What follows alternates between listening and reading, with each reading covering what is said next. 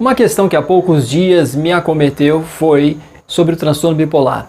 Eu tinha essa questão, a questão de que quando ele originalmente foi classificado por Kraepelin, foi quem primeiro classificou, definia o que hoje a gente chama de transtorno bipolar como psicose maníaco-depressiva. A concepção antes dessa mudança para transtorno bipolar era de que era uma forma de psicose, de que o transtorno bipolar tipo 1, né, vamos falar aí do transtorno onde tem mais sintomas psicóticos, que é o tipo 1, onde tem predominantemente mania nessa fase mais agitada, onde vai predominar no caso sintomas psicóticos. Então estamos falando basicamente de transtorno bipolar tipo 1. Esse transtorno já foi chamado de psicose maníaco-depressiva. E não ocorre mais isso. Hoje não é mais chamado de psicose maníaco-depressiva. Eu não consegui encontrar em que momento houve essa mudança de terminologia de psicose para um transtorno de humor, onde houve essa mudança de classificação. Então há uma mudança de classificação, deixa de ser considerado uma forma de psicose para ser considerado um transtorno de humor. E isso produz grandes diferenças na concepção do que está acontecendo ali com o sujeito, com o paciente. Pesquisei o que eu pude, não consegui encontrar exatamente quando houve essa mudança nas classificações internacionais, DSM, no CID. E então, no caso do transtorno bipolar, onde nós temos do tipo 1 muitos sintomas psicóticos, não ocorre mais uma concepção de que é uma forma de psicose. E isso me surpreende um pouco porque o contato que já tive com pacientes em crise maníaca, no caso no transtorno bipolar tipo 1, esses casos sempre me chamaram muito a atenção, porque esses pacientes, eles parece que simplesmente estavam ali em crise maníaca, exibindo uma outra personalidade. Havia uma mudança muito grande, o olhar muda, esses pacientes ficam geralmente um pouco megalômanos, ficam se achando, como muitos dizem, ficam tendo delírios de grandeza mesmo, pode ocorrer com frequência isso, grandiloquência, falam demais, falam de uma forma diferenciada, o olhar que antes era um olhar às vezes sereno, um olhar ponderado, passa a ser um olhar mais grave, um olhar mais incisivo muitas vezes até mesmo sedutor. Até a massa corporal costuma se alterar. Eu já vi que o predominou nesses casos os pacientes, no caso de estarem na fase maníaca, deles terem uma diminuição de massa corpórea, deles emagrecerem, nessa fase muitas vezes se cuidarem muito mais da aparência, ficarem pessoas mais bonitas durante a fase maníaca, mais sedutoras também. É muito impressionante, costuma ser muito impressionante no caso do transtorno bipolar tipo 1, a fase maníaca, porque ela apresenta sintomas psicóticos, sintomas de loucura clássica. Então a pessoa, ela traz classicamente isso, quando quem observa fica com a impressão de que está ali diante de um caso de loucura clássica. E sempre que eu me deparava com um paciente assim, principalmente no CAPS, eu me perguntava, caramba, isso é loucura clássica, isso é uma psicose. Nós temos aqui classicamente uma pessoa enlouquecendo. Por que não é mais classificado como psicose? Eu vou formular para vocês as minhas hipóteses, porque fiz a minha revisão bibliográfica, pesquisei o máximo que eu pude dentro das minhas limitações de tempo, claro, e no final das contas, no meu deserto bibliográfico, não encontrei muita coisa, eu acabei formulando algumas hipóteses de quais seriam os motivos do transtorno bipolar tipo 1 não ser mais classificado como uma psicose. A minha impressão é de que o transtorno bipolar não é mais classificado como uma psicose, porque a fase maníaca não é a única forma de crise do transtorno bipolar tipo 1. Há também a fase depressiva, então existe crise também na fase depressiva, e existindo crise na fase depressiva, essa crise costuma não ter sintomas psicóticos. Esse é o primeiro aspecto, as crises não são sempre maníacas, elas não são sempre crises psicóticas. Um outro ponto também que eu coloco como hipótese é de que as psicoses têm, na sua evolução durante a vida da pessoa, uma tendência à demência.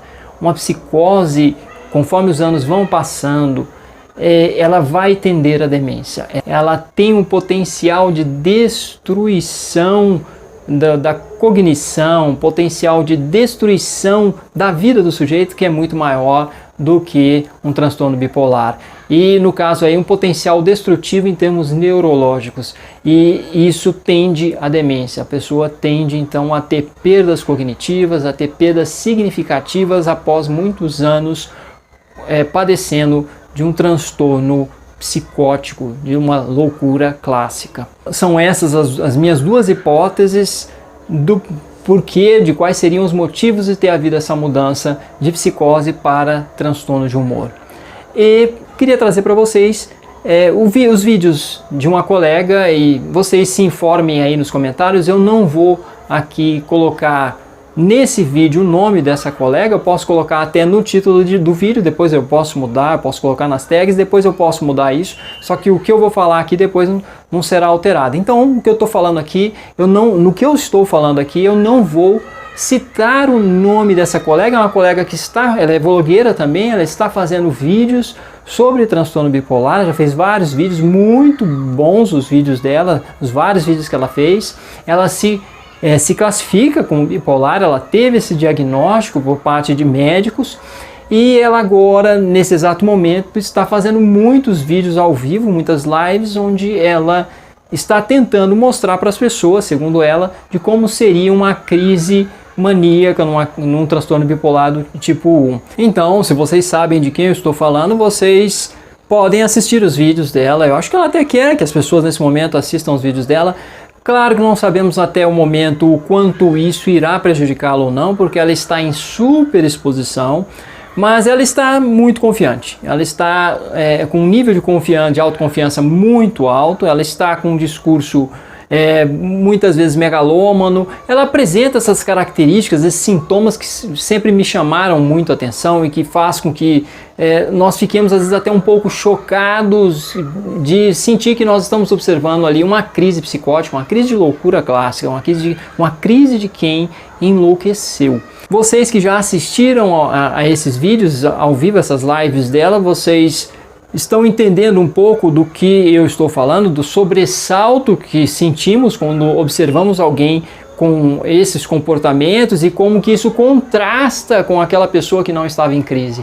Porque o que a gente observa dessa colega vlogueira agora, por exemplo, é que parece que ela está apresentando uma outra personalidade, é uma outra pessoa nesses vídeos.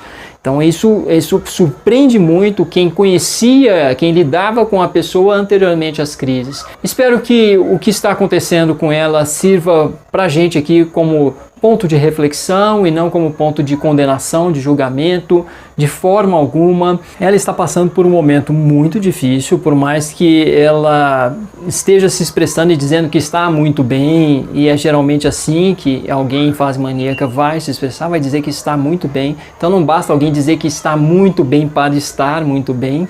Essa autodeclaração de bem-estar ou o sentimento de que se está muito bem não é necessariamente uma declaração de saúde. Então é importante que compreendamos que esse é um momento muito delicado, muito difícil para ela. Ela pode depois se arrepender bastante, ela pode se sentir muito culpada, e isso eu acredito que pode, em muitos casos, no caso de transtorno bipolar, induzir depois a fase depressiva, porque a pessoa vai carregar uma culpa muito grande devido aos danos que foram causados, à superexposição, aos danos que foram causados durante a fase maníaca. E um outro ponto é que a família geralmente está sim muito envolvida, a família geralmente está fazendo o melhor que pode. Os familiares, de modo geral, ficam muito também transtornados com isso tudo, ficam muito preocupados com aqueles possíveis danos que podem advir em função de um comportamento tão superexposto, arriscado e agitado de quem está padecendo de um transtorno bipolar. Algumas pessoas chegaram a se perguntar se a família, cadê a família dela ou coisa parecida.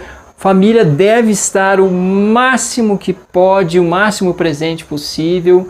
Contudo, não é fácil, é uma situação em que não há muitas vezes muito o que ser feito, porque a pessoa fica muito arredia e não é fácil. E o que nós temos numa situação como essa é, no caso dessa vlogueira, alguém que é maior de idade, alguém que tem seus direitos civis resguardados. Então não há como simplesmente proibir a pessoa de fazer isso ou aquilo, de trancafiar a pessoa em casa ou em uma internação compulsória ou coisa parecida. Esse é um debate bem polêmico, é algo que merece uma série de considerações, e está ocorrendo esse debate hoje, né, na sociedade brasileira, na academia, existe esse debate, então não é algo fácil de ser abordado e não é algo simples, não é simples como o médico tem que proibi-la de fazer vídeos, o médico tem que proibi-la disso ou daquilo. A coisa não é tão simples assim, estamos falando de pessoas maiores de idade